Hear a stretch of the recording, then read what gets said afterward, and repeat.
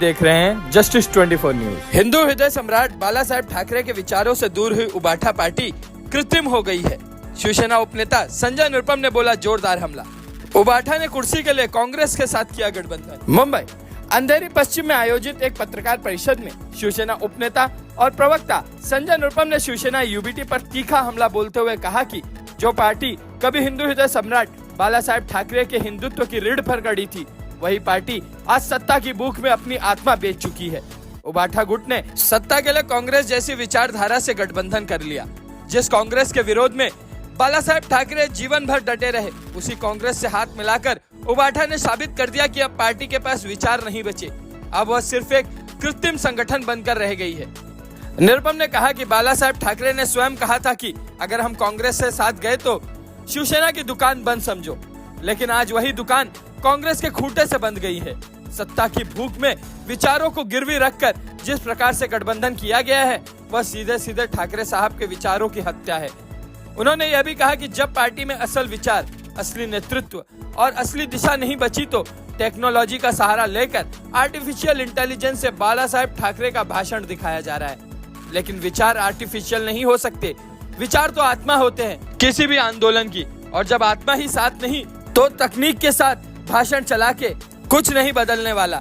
निरुपम ने कहा कि उबाठा गुट अब सिर्फ नाम से शिवसेना है, असल में वह गुट बन चुकी है आर्टिफिशियल पार्टी की, जिसमें सिद्धांतों का स्थान अब कुर्सी की राजनीति ने ले लिया है। वक्फ बोर्ड संशोधन विधेयक पर भी उन्होंने उबाठा पर निशाना साधते हुए कहा कि जो खुद को हिंदुत्ववादी कहते हैं, वही आज ममता बनर्जी जैसे लोगों के साथ खड़े हैं, जो बंगाल में हिंदुओं पर अत्याचार कर रहे हैं और विरोध की एक आवाज तक नहीं उठाते। यह केवल वोट बैंक की राजनीति है, सिद्धांतहीन सत्ता की राजनीति है। सुप्रीम कोर्ट में वक्फ बोर्ड संशोधन विधेयक पर चल रही सुनवाई का जिक्र करते हुए निरुपम ने बताया कि अदालत ने पूछा कि क्या मंदिर ट्रस्ट में अन्य धर्मों के लोगों को शामिल किया जा सकता है, तो यह सवाल ही गलत है, क्योंकि वक्फ बोर्ड एक गैर धार्मिक संस्था है जिसे सरकार से फंडिंग मिलती है, जबकि मंदिर ट्रस्ट एक धार्मिक संस्था है जिसमें केवल हिंदू ही होते हैं। सरकार का वक्फ बोर्ड की जमीन पर कब्जा करने का कोई उद्देश्य नहीं है। वक्फ बोर्ड कानून में बदलाव का उद्देश्य पारदर्शिता और जवाबदेही लाना है। सुप्रीम कोर्ट इस पर जो भी निर्णय लेगा वह सभी को स्वीकार होगा, ऐसा विश्वास निरुपम ने जताया।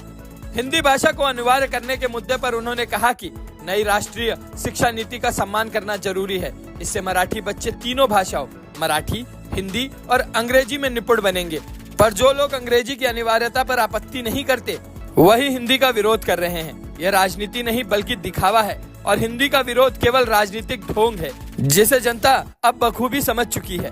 इस पूरे संवाद में संजय निरुपम ने यह स्पष्ट रूप से कहा कि उबाठा विचारों की नहीं, केवल सत्ता की पार्टी रह गई है, और जो पार्टी विचारों से कट जाती है वह चाहे जितनी तकनीक लगा ले, जनता की नजरों में गिर ही जाती है।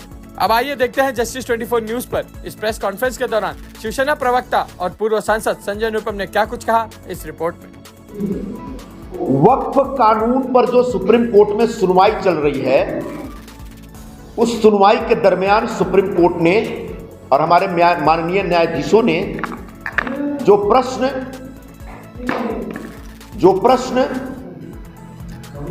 केंद्र सरकार से पूछा है, वो बुनियादी तौर पर गलत प्रश्न है। सुप्रीम कोर्ट ने केंद्र सरकार से सवाल पूछते हुए ये कहा है कि क्या आप अपने मंदिरों के ट्रस्ट में गैर हिंदुओं को सदस्य बना सकते हैं। इसका मतलब सुप्रीम कोर्ट ने वक्फ बोर्ड और मंदिरों के ट्रस्ट में एक समानांतर ढूंढने की कोशिश की है, एक पैरेलल ढूंढने की कोशिश की है, जो कि बुनियादी तौर पर गलत है। वक्फ बोर्ड कोई धार्मिक संगठन नहीं है। वक्फ बोर्ड एक केंद्र सरकार द्वारा बनाए हुए कानून के तहत स्थापित एक वैधानिक संगठन है, स्टैच्यूटरी ऑर्गेनाइजेशन है। वक्फ बोर्ड का किसी धर्म विशेष से कोई लेना देना नहीं। अलग अलग राज्य सरकारें वक्फ बोर्ड चलाने के लिए अनुदान दिया करती हैं। हाँ, मंदिर ट्रस्ट के बराबर अगर कोई ट्रस्ट है धार्मिक, तो वो मस्जिदों का ट्रस्ट है। मंदिर ट्रस्ट को बोलते हैं मंदिर प्रबंधन समिति, और मस्जिद ट्रस्ट को बोलते हैं मस्जिद इंतजामिया कमेटी। ये दोनों पैरेलल हैं, ये दोनों बराबर हैं। और इसलिए जैसे मंदिरों के ट्रस्ट में गैर हिंदुओं को सदस्य नहीं बनाया जाता है, ऐसा कोई कानून नहीं है, लेकिन ऐसी एक परंपरा है। बिल्कुल सरकार और हम सब विश्वास करते हैं कि मस्जिदों की जो इंतजामिया कमेटी है उसमें भी सिर्फ और सिर्फ मुस्लिम ही होने चाहिए। वो चाहे तो किसी गैर मुस्लिम को भी रख सकते हैं, उनके ऊपर है, ऐसा कोई कानून और कायदा जबरदस्ती नहीं है।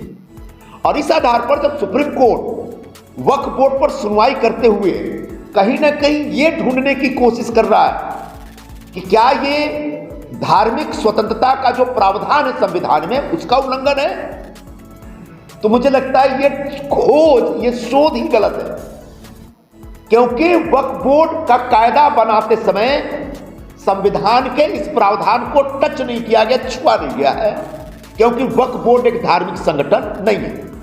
उन्होंने कहा है कि वक्फ बोर्ड में नई नियुक्तियां भी नहीं होनी चाहिए, उस पर स्थगन दिया, उन्होंने स्टे दिया है। उन्होंने कहा है कि जो जमीनों के रजिस्ट्रेशन का विषय है उसके ऊपर भी स्थगन हो, और वक्फ बाय यूजर, यानी एक इस तरह का एक मतलब एक शब्द बन गया है, इसके लिए कोई कानूनी व्यवस्था नहीं है। वक्फ बाय यूजर जिसके कोई कागज पत्र नहीं है लेकिन वक्फ यूज कर रहा है, तो कोर्ट ने कहा है कि वक्फ बाय यूजर को अभी टच मत करिए। अचानक लोगों को ऐसा लग रहा है कि वक्फ कानून के ऊपर सुप्रीम कोर्ट ने स्टे लगा दिया, रोक लगा दी। ये सरासर गलत है। इस देश में एक न्याय प्रक्रिया है कि जब कोई भी विषय अदालत में जाता है तो वो एक अदालत के अधीन चला जाता है, न्याय प्रविष्ट बोलते हैं उसको हम, या अदालती मामला हो गया। और ऐसे में अगर कोई विषय अदालत में चला गया है तो तब तक उस विषय के ऊपर सरकारें कोई काम नहीं करती हैं जब तक अदालत फाइनल फैसला नहीं लेता। सब जुडिस मैटर, इसको सब जुडिस मैटर बोलते हैं। और इसलिए केंद्र सरकार अभी कोई एक्शन नहीं लेने जा रही है, कोई काम करने नहीं जा रही है। 7 दिन का विषय है और 7 दिन के अंदर निश्चित तौर पर केंद्र सरकार की तरफ से जवाब दिया जाएगा। और इस कानून को बनाते समय केंद्र सरकार ने कैसे किसी के धार्मिक भावनाओं को आहत नहीं किया, संविधान में जो स्थापित परम पूज्य बाबा साहब अंबेडकर जी ने जो संविधान बनाया उसमें जो स्थापित धार्मिक स्वतंत्रता का अधिकार है उसको टच नहीं किया गया, उसका उल्लंघन नहीं किया गया है। और कैसे वक्फ के नाम पर एक लूट मची हुई है और चंद चुने हुए लोग उसका नाजायज फायदा उठा रहे हैं, यह सब केंद्र सरकार बताएगी। और निश्चित तौर पर यह भी बताएगी कि वक्फ के जरिए हिंदुस्तान की जो गरीब मुस्लिम विधवाएं हैं, जो गरीब बच्चे हैं, उनको लाभ मिलना चाहिए, लेकिन आज लाभ नहीं मिल रहा है। और वो लाभ उनकी जगह किसी और कोई बड़े बड़े लोग लेके जा रहे हैं। तो इसका एक बहुत ही पवित्र उद्देश्य है, जो गरीब और पिछड़े हुए मुसलमान हैं उनको फायदा मिले, वक्फ की प्रॉपर्टी से जो पैसा आता है उसका। इस उद्देश्य से कानून बनाया गया। सुप्रीम कोर्ट में आने वाले दिनों में निश्चित तौर पर सुनवाई के दरमियान सरकार अपना पक्ष रखेगी। शिवसेना वक्फ कानून के पक्ष में पहले भी थी, अभी भी है और आगे भी रहेगी, क्योंकि यह कानून किसी के धार्मिक मामले में दखलंदाजी नहीं है और किसी के धर्म के साथ कोई छेड़छाड़ नहीं है। किसी की मस्जिद लूटने या दरगाह लूटने या मजार लूटने का कोई कार्यक्रम नहीं है, ऐसी किसी की कोई इच्छा नहीं। दूसरा विषय है नई राष्ट्रीय शिक्षा नीति। महाराष्ट्र में कल ही नई राष्ट्रीय शिक्षा नीति लागू हुई है और शिक्षा नीति के अनुसार महाराष्ट्र के जो बच्चे हैं और बच्चियां हैं वो पहली से लेकर 5वीं तक अनिवार्य रूप से अपनी मातृभाषा यानी मराठी सीखेंगी, देश की संपर्क भाषा यानी हिंदी सीखेंगी और पूरी दुनिया की संपर्क भाषा और अंग्रेजी सीखेंगी। इस प्रकार की व्यवस्था की गई है कि जो मराठी माध्यम के स्कूल है और जो अंग्रेजी माध्यम के स्कूल हैं, इन स्कूलों में भी हिंदी पढ़ाने की अनिवार्य व्यवस्था हो। मुझे नहीं लगता कि इसमें कहीं किसी तरह से मराठी भाषा के खिलाफ जाने का कोई प्रावधान। मराठी भाषा को सीखने की अनिवार्यता, उसका सम्मान होना चाहिए, मराठी भाषा में कामकाज होना चाहिए। मराठी भाषा और उसकी संस्कृति का जितना उत्थान हो उस दिशा में सरकार काम कर रही है, लेकिन साथ साथ महाराष्ट्र की जब नई पीढ़ी तैयार हो आज जब एक हम ग्लोबल एज में जी रहे हैं, जब हम एक उदारीकरण की अर्थव्यवस्था में जी रहे हैं, तब हमारे बच्चे अपनी भाषा के साथ साथ अपने मराठी भाषा और उसकी संस्कृति का जितना उत्थान हो उस दिशा में सरकार काम कर रही है। लेकिन साथ साथ महाराष्ट्र की जब नई पीढ़ी तैयार हो, आज जब एक हम ग्लोबल एज में जी रहे हैं, जब हम एक उदारीकरण की अर्थव्यवस्था में जी रहे हैं, तब हमारे बच्चे अपनी भाषा के साथ साथ अपनी मातृभाषा के साथ साथ दो और भाषा सीखकर उसमें पारंगत हो, ऐसी भूमिका, ऐसी अपेक्षा केंद्र सरकार की और महाराष्ट्र सरकार की है। अगर महाराष्ट्र के बच्चे महाराष्ट्र में काम करते हैं, मराठी भाषा में संपर्क कर सकते हैं, कम्युनिकेट कर सकते हैं, लेकिन जब महाराष्ट्र से बाहर जाएं काम करने तो उनकी हिंदी भाषा इतनी प्रबल हो, इतनी सुदृढ़ हो कि वह हिंदी में कम्युनिकेट कर सके। इसमें कोई नुकसान नहीं है किसी।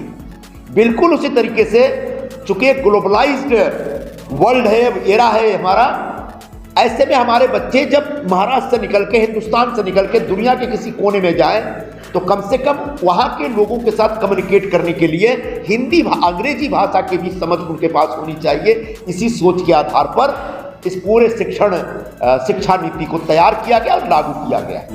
कुछ नेता लोग, कुछ पार्टियां और कुछ नेता जो महाराष्ट्र में मराठी भाषा के नाम पर राजनीति करती हैं, उन लोगों ने इस पर ऐतराज किया।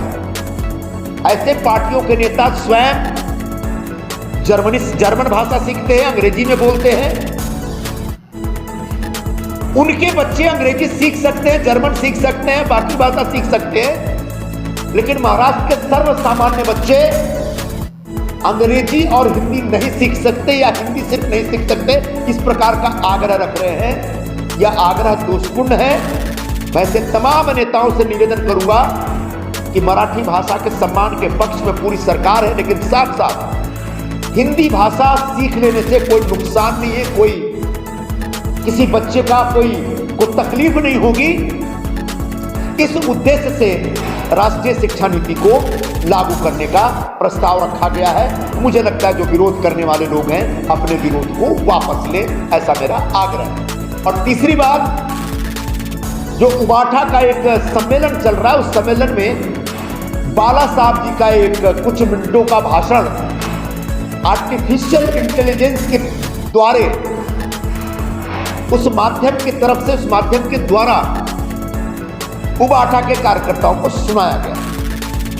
सच यह है कि उबाठा बाला साहब के विचारों से बहुत दूर चली गई। बाला साहब के विचारों को उबाठा ने त्याग दिया है और यही वजह है कि अब बाला साहब के विचारों को कृत्रिम जो बुद्धिमत्ता होती है, आर्टिफिशियल इंटेलिजेंस होती है, उसके माध्यम से लोगों के समक्ष रख रहे हैं। मतलब ये पूरी पार्टी ही आर्टिफिशियल और कृत्रिम हो चुकी है। क्योंकि बाला साहब ने कहा था कि कांग्रेस के साथ गठबंधन करने से पहले मैं शिवसेना की दुकान बंद कर दूंगा, लेकिन उद्धव ठाकरे सत्ता की लालच में बाला साहब के विचारों के साथ गद्दारी करते हैं, हिंदुत्व के साथ गद्दारी करते हैं, बाला साहब के विचारों को त्यागते हैं। अब उन्हें आर्टिफिशियल इंटेलिजेंस के माध्यम से बाला साहब के विचारों को लोगों के सामने पेश करने की मजबूरी हो रही है। उन्होंने कहा बड़े गर्व से, जोर से कहा कि मैंने हिंदुत्व नहीं छोड़ा है। आज ये कहने की नौबत क्यों आ रही है? क्योंकि सच यही कि आपने हिंदुत्व छोड़ दिया। पश्चिम बंगाल के मुर्शिदाबाद में वक्फ के नए कानून के खिलाफ आंदोलन कर रहे मुस्लिम दंगाइयों ने हिंदुओं की हत्या की। ऐसी परिस्थिति निर्माण की कि वहां से हिंदुओं को पलायन करना पड़ा।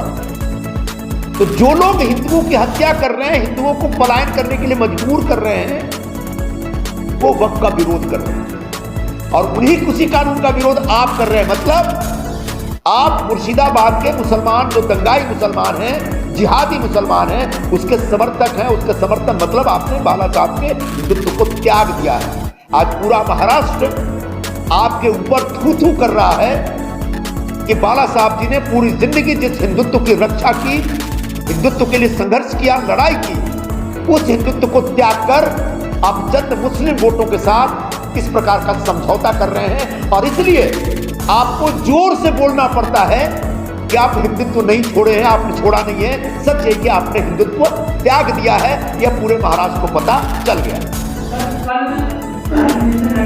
नमस्कार. आजच्या 3 सब्जेक्ट आहे, 3 विषय आहे. पहिला विषय म्हणजे सुप्रीम कोर्ट मध्ये जो वक्फ कायद्यावर सुनवाई चालू आहे त्याच्याबद्दल.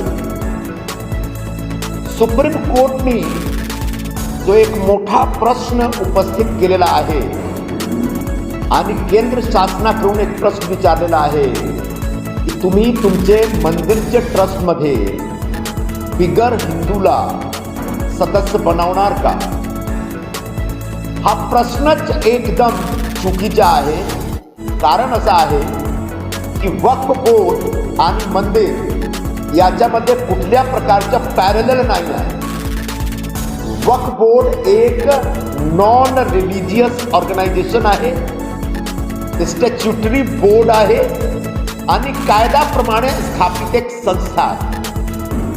मंदिर बोर्ड, मंदिर ट्रस्ट म्हणजे मंदिरच्या पॅरलल मस्जिदचा ट्रस्ट असतो, मंदिर प्रबंधन समिती आणि मस्जिद इंतजामिया कमिटी. तर मस्जिद इंतजामिया कमिटीमध्ये कोणीही सांगत नाही की त्याच्यामध्ये तुम्ही नॉन मुस्लिमला मेंबर करा. त्याचप्रमाणे जो मंदिर प्रबंधन समिती असतो त्याच्यामध्ये पण फक्त आणि फक्त हिंदू मेंबर असतात. तो हा जो सुप्रीम कोर्टचा एक प्रश्न आहे तो चुकीचा प्रश्न आहे. दुसरा विषय म्हणजे त्याने सांगितलेला आहे की जो नवीन वक्फ बोर्ड तुम्ही गठीत करण्याची तयारी करतात त्या गठीत करू नका, त्याच्याबद्दल नवीन मेंबर तुम्ही अपॉइंट करू नका. तिसरा विषय आहे जो वक्फ बाय युजरमध्ये वक्फ जी प्रॉपर्टी जो वापरले जात आहेत त्याच्यावर तुम्ही काही निर्णय घेऊ नका. लोकांना असं वाटतो की वक्फ कायद्यावर सुप्रीम कोर्टने स्टे लावलेला आहे. असा होत नाही, असा हा खरं नाही आहे. खरं काय आहे, जेव्हा कुठल्याही विषय न्यायालयामध्ये जातो तो न्यायालय प्रविष्ट होत जातो, म्हणजे तो सबज्युडिस होत जातो. आणि जोपर्यंत न्यायालयाकडून एक फायनल डिसिजन येत नाही तोपर्यंत तो एक सबज्युडिस मॅटर असतो आणि त्याच्यावर काही ॲक्शन कायद्याप्रमाणे कोणीही सरकार घेऊ शकत नाही. असा एक आमच्याकडे न्यायिक प्रक्रिया आहे आणि या न्यायिक प्रक्रियाचा आम्ही सन्मान करतो. वक्फ बोर्ड बद्दल सुप्रीम कोर्टमध्ये जे काही सुनवाई चाललेली आहे ते चालू राहायला पाहिजे. 7 दिवसात केंद्र शासनाकडून एक जबाब देण्याची एक मुदत सुप्रीम कोर्टने दिलेला आहे आणि त्या मुदतचा आम्ही सन्मान करतो. आणि केंद्र शासनाकडून लवकरात लवकर जे काही सुप्रीम कोर्टचे माननीय न्यायाधीश च्या मनात जे प्रश्न आहेत ते प्रश्नाचं उत्तर आम्ही देणार.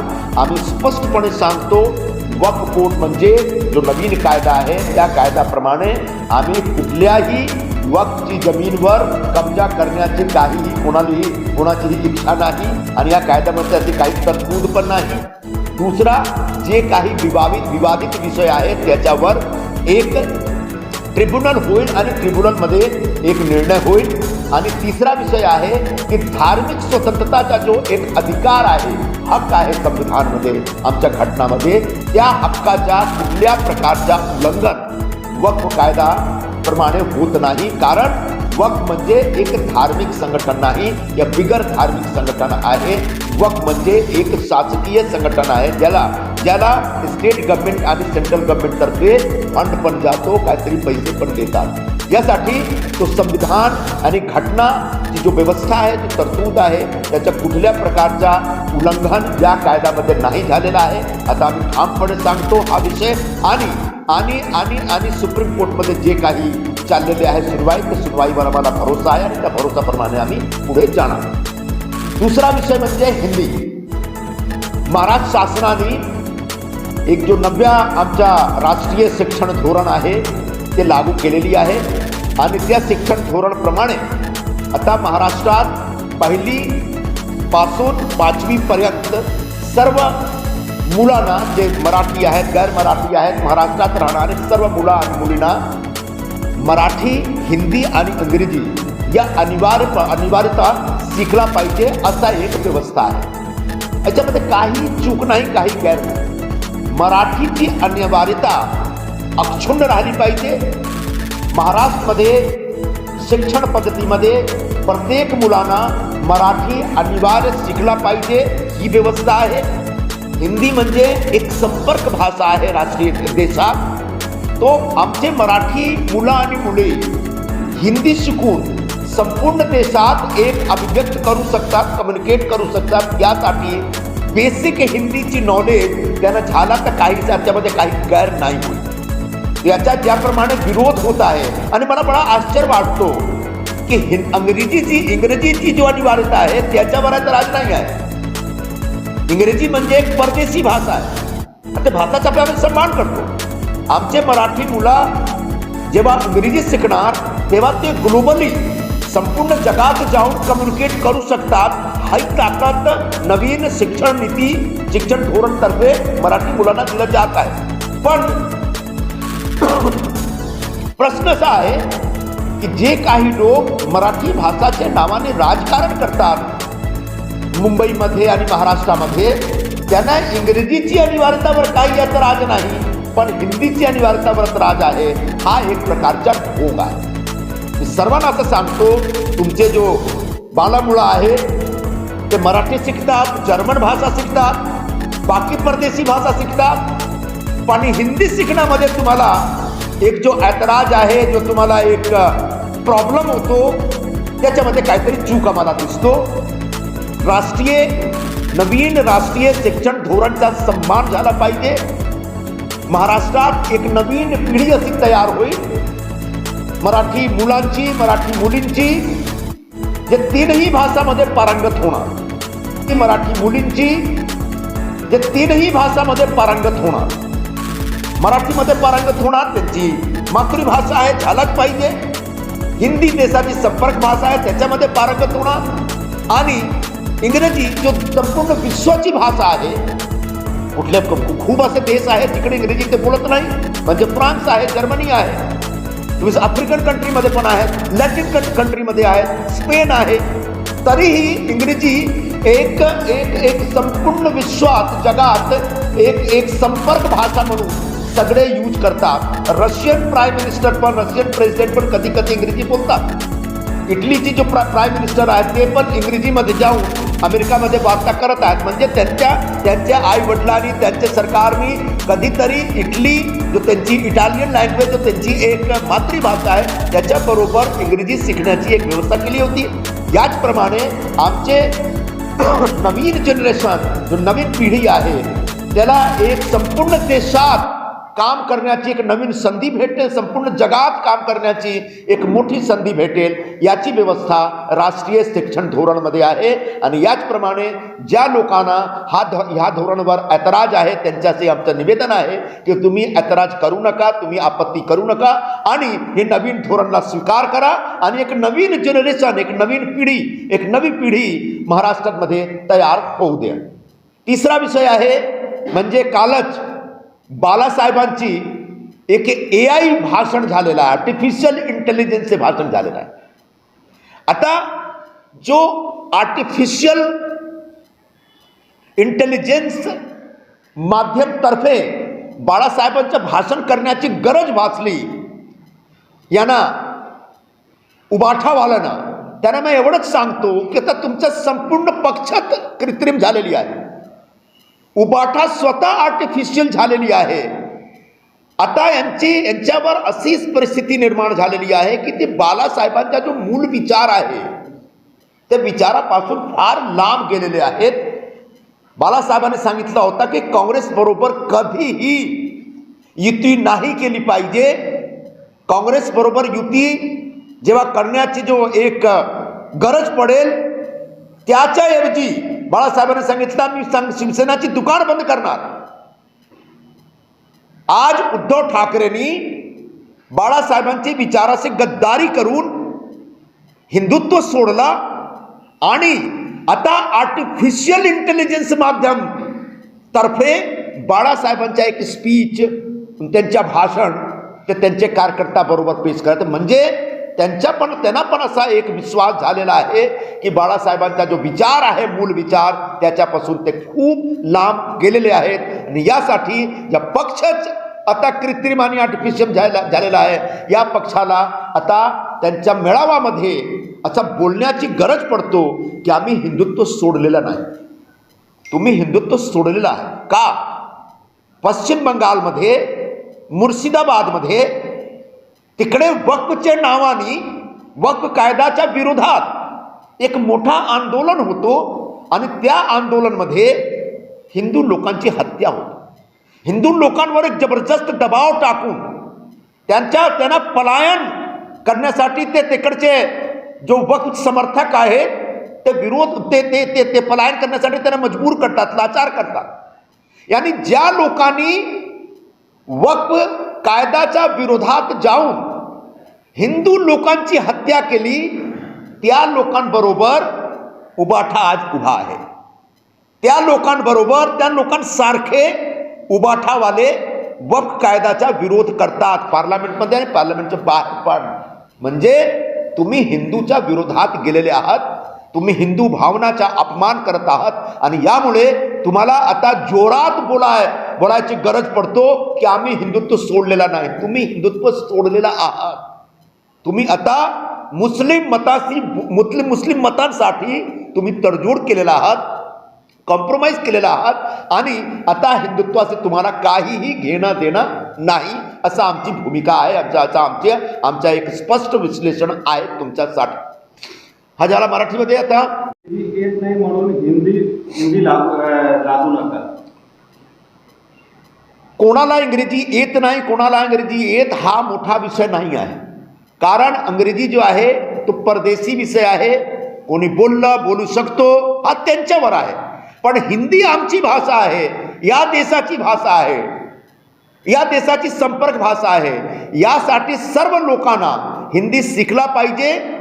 मी असं सांगत नाही की तुमची मातृभाषाला तुम्ही साईडलाईन करून त्याच्याबरोबर कॉम्प्रोमाइज करून तुम्ही हिंदी शिका. नाही, तुम्ही तुमची मातृभाषाचा सन्मान करा, आम्ही पण सन्मान करतो.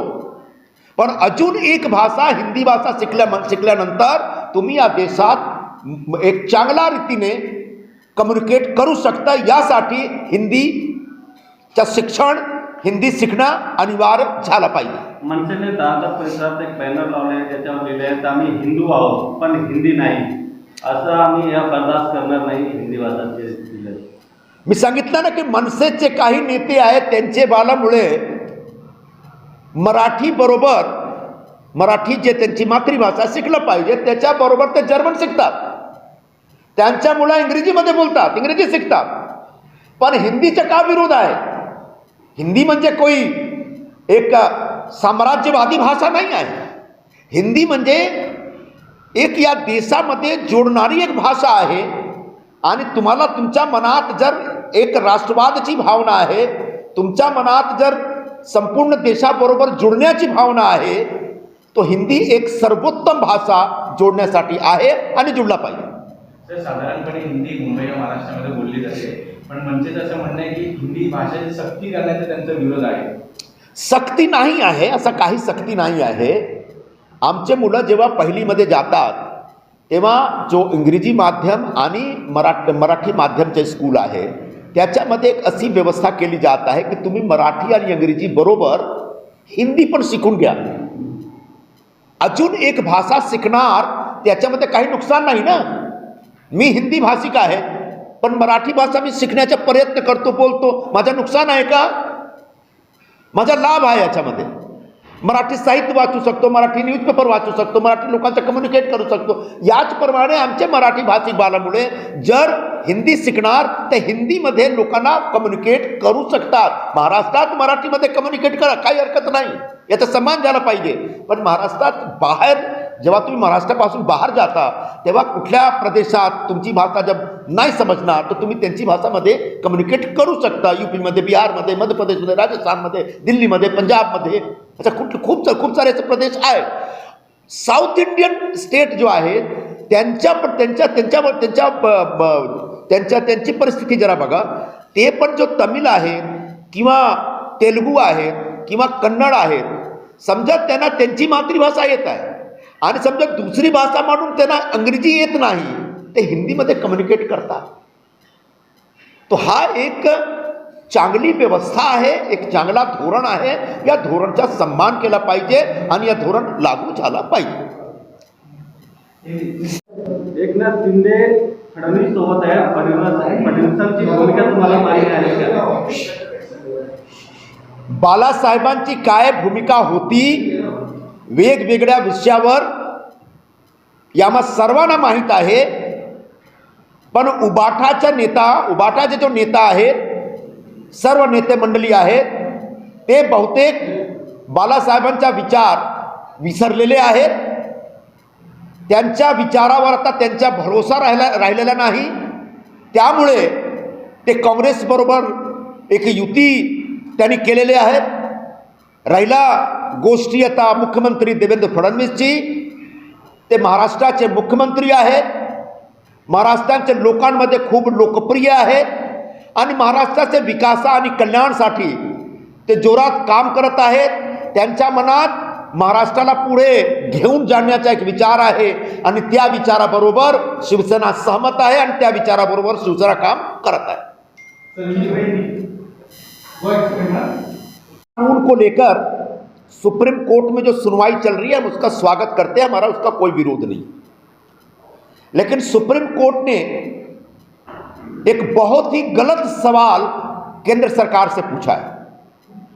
सुप्रीम कोर्ट ने वक्फ कानून के ऊपर सुनवाई करते हुए पूछा कि क्या आप अपने मंदिर के ट्रस्ट में, एक मिनट आप जल्दी रहो,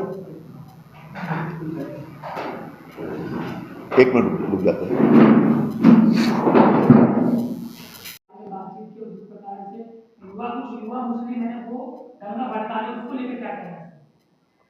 कल जो बोहरा समाज के, मुस्लिम समाज के लोग प्रधानमंत्री नरेंद्र मोदी जी से मिलने गए थे, उन्होंने स्वयं वक्त मांगा था और उस मीटिंग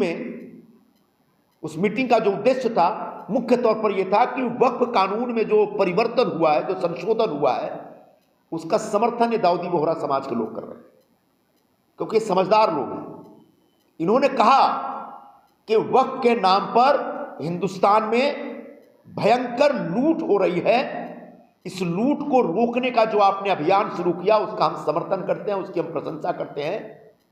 सच्चर कमेटी जो कांग्रेस के जमाने में बनाई गई थी, उसने अपनी रिपोर्ट दी थी कि वक्फ बोर्डों के पास इतनी जमीन है, किसी जमीन पे 5 स्टार होटल है, किसी जमीन पे शॉपिंग मॉल है, जमीनों का कारोबार हो रहा है, व्यवहार हो रहा है, खरीद फरोख्त हो रहा है. तो इतनी जमीन है कि प्रति वर्ष 12,000 करोड़ रुपए वक्फ बोर्ड के खजाने में आ सकता है हर साल. लेकिन ये वक्फ वाले इतने बड़े चोर और निकम्मे हैं कि 12,000 करोड़ कमा करके समाज के गरीब लोगों के बीच बांटने के बजाय ये अपना वक्फ बोर्ड चलाने के लिए सरकार से पैसा लेते हैं, सरकार से अनुदान लेते हैं. वक्फ बोर्ड में काम करने वाले कर्मचारियों को वेतन देने के लिए राज्य सरकारों से अनुदान लेते हैं और जो खरीद फरोख्त में कमाई होती है वो खुद अपने जेब में रख लेते हैं.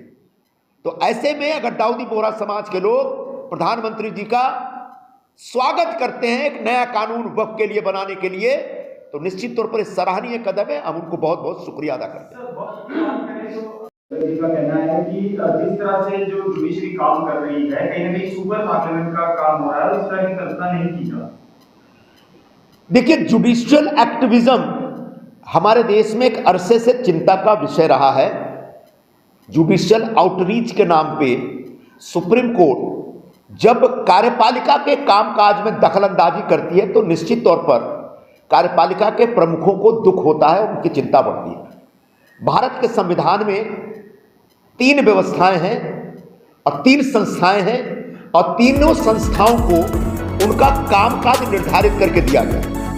पहली विधायिका है जिसका काम कानून बनाना है, दूसरी कार्यपालिका है जिसका काम कानून को लागू करना है और तीसरी है न्यायपालिका, उसको ये देखना है कि यह कानून संविधान के ढांचे के अंतर्गत बनाया गया कि नहीं, उसको सिर्फ संविधान के प्रावधानों की व्याख्या करनी है. कल जो उपराष्ट्रपति महोदय ने जो बात कही है वो निश्चित तौर पर बहुत महत्वपूर्ण है. सुप्रीम कोर्ट ने राष्ट्रपति महोदया को निर्देश दिया है कि कोई भी विधेयक अगर पास होता है तो उसको कानून बनाने के लिए एक समय सीमा निर्धारित आप करिए.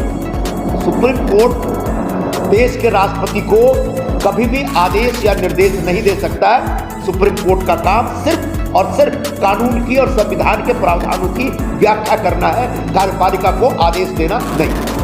झारखंड के मुख्यमंत्री खबर कर रहा है, मुझे विक्रम बत्रा एक पर मारना है, इसका बयान एक मंत्री झारखंड सरकार के लिए। ऐसे ही मंत्रियों के लिए मैंने कहा था और फिर कह रहा हूं, ये जो जिहादी प्रवृत्ति लेकर, दंगाई प्रवृत्ति लेकर सरकारों को चैलेंज करते हैं, पुलिस वालों को चैलेंज करते हैं, उनके लिए भी पुलिस को और सरकार को किसी प्रकार की दया माया नहीं दिखाना चाहिए। अगर वो सड़क पर उतरेंगे तो निश्चित तौर पर वहां के राज्य सरकारों की जिम्मेदारी है, नहीं तो सेंट्रल फोर्सेस की जिम्मेदारी है कि उनसे उतनी ही ताकत से निपटा जाए, क्योंकि देश में कानून बनाने का अधिकार देश की संसद को है। अब वो कानून सही है, गलत है, संविधान की व्यवस्था के अनुरूप है कि नहीं है, इसके ऊपर निर्णय लेने का अधिकार सुप्रीम कोर्ट को है। लेकिन वक्त कानून के नाम पर जिस तरीके से मुस्लिम लोगों की भावनाएं भड़काई जा रही हैं और हिंदू मुस्लिम दंगे का माहौल बनाया जा रहा है, उससे निपटने के लिए सरकार को सख्त कदम उठाना चाहिए। जो सरकारी व्यवस्था को चैलेंज करेगा उसका अच्छा इंतजाम करना चाहिए। बंगाल में हिंसा रोकने गई है, कई लोगों के अत्याचार के मामले सामने आए हैं। ऐसे पर ममता सरकार खुद कर रही है कि जाकर दिल्ली में प्रदर्शन करो, जो वहाँ के दंगाई है वो दिल्ली जाकर आने वाला बयान नहीं। पश्चिम बंगाल की मुख्यमंत्री सुश्री ममता बनर्जी वो सेकुलरिज्म के नाम पर एक प्रो मुस्लिम पॉलिटिक्स करती है। मुस्लिम वोटों के लिए वो एंटी हिंदू स्टैंड लेती हैं और कई बार पूरे देश के हित में कोई फैसला हो तो वो इस प्रकार से ढूंढने की कोशिश करती है कि इसलिए मुस्लिम भावनाएं कैसे रिएक्ट कर रही हैं। चूंकि वक्फ कायदा को लेकर के पश्चिम बंगाल के जो दंगाई और जिहादी प्रवृत्ति के मुसलमान हैं वो नाराज हो रहे हैं, तो अपने मुस्लिम वोटों को बचाने के लिए उन दंगाइयों के खिलाफ वो कोई कार्रवाई नहीं कर रही है और ऊपर से उनको भड़का रही है कि आप दिल्ली जाके दंगा करो। ऐसे ममता बनर्जी के खिलाफ केंद्र सरकार को सख्त कदम उठाना चाहिए। कई लोगों ने डिमांड की है, उस मांग के ऊपर केंद्र सरकार को निश्चित तौर पर ध्यान देना चाहिए कि अगर ममता बनर्जी पश्चिम बंगाल की हिंसा रोकने से असमर्थ हो जा रही है या मुस्लिम वोटों के दबाव में आकर के वहां का प्रशासन नहीं चला पा रही है, तो क्या केंद्र सरकार के सामने वहां राष्ट्रपति शासन लागू करने का कोई विकल्प है? इस विकल्प के ऊपर निश्चित तौर पर केंद्र सरकार को ध्यान देना चाहिए। मराठी भाषा के मुद्दे पर संजय राउत ने कहा कि मोदी और शाह को अंग्रेजी नहीं आती है तो वो अपनी हिंदी यहाँ पर लागू करें। हिंदुस्तान का हर व्यक्ति अंग्रेजी बोले ये जरूरी नहीं है।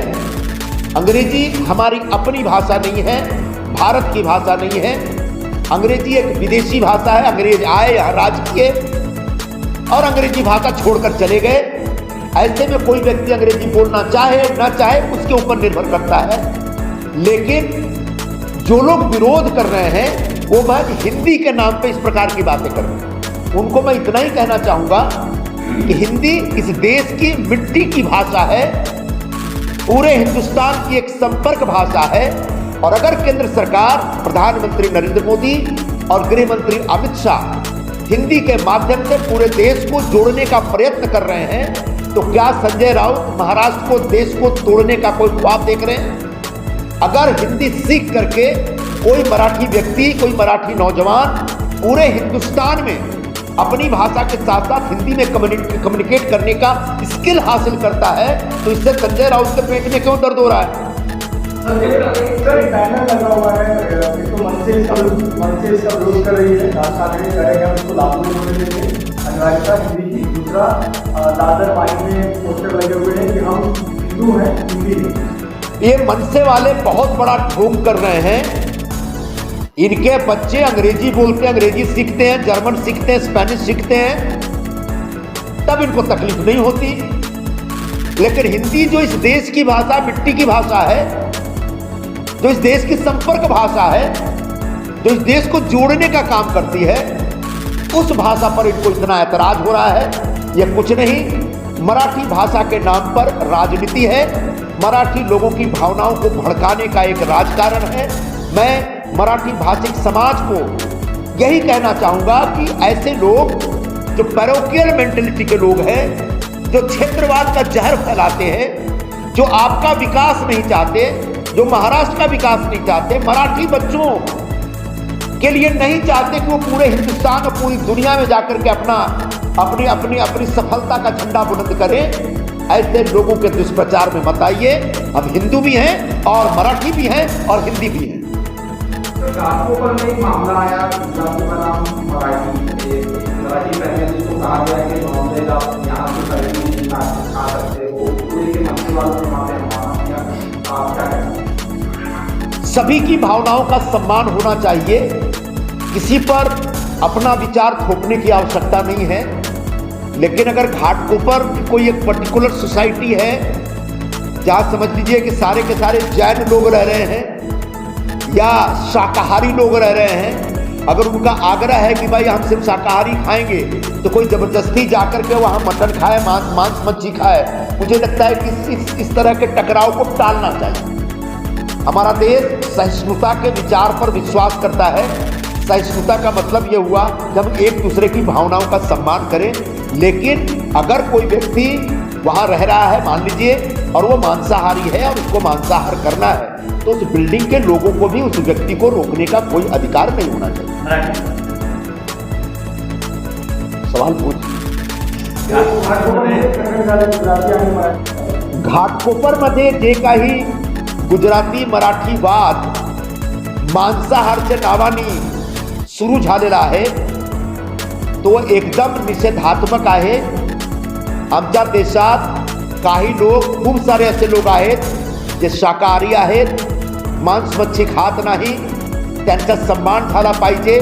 पण त्याचप्रमाणे कोणीही कुठली बिल्डिंगमध्ये समजा कोई माणूस आहे आणि त्यांना मांसाहार करायचा आहे, मटण खायचं आहे, मच्छी खायचं आहे आणि त्याच्या घरात खायचं आहे, तो कोणीही त्यांना थांबू शकत नाही, रोखू शकत नाही। हा पण एक चुकीचा स्टँड आहे। आमच्या देशात एक सहिष्णुताची एक भावना आहे। प्रत्येक व्यक्तीला, प्रत्येक समाजच्या लोकांना एकमेकांचा जो विचार आहे, एकमेकांचा जो विश्वास आहे, भरोसा आहे, त्याचा आस्था आहे, त्याचा सन्मान केला पाहिजे।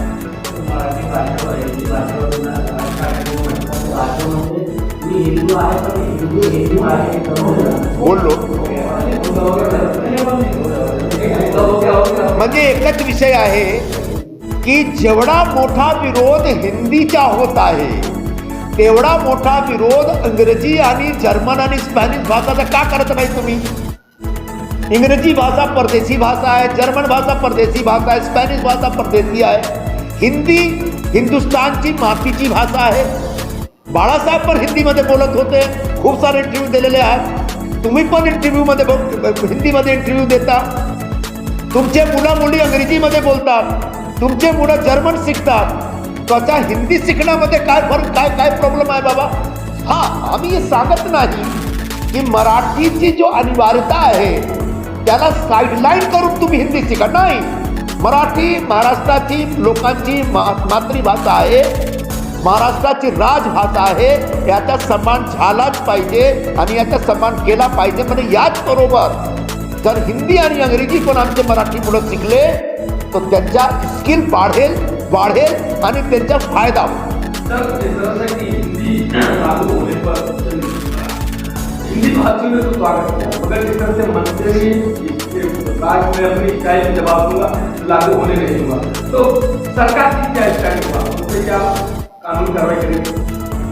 सरकार का काम है नीति बनाना और उसको कानून के दायरे में रह के लागू करना।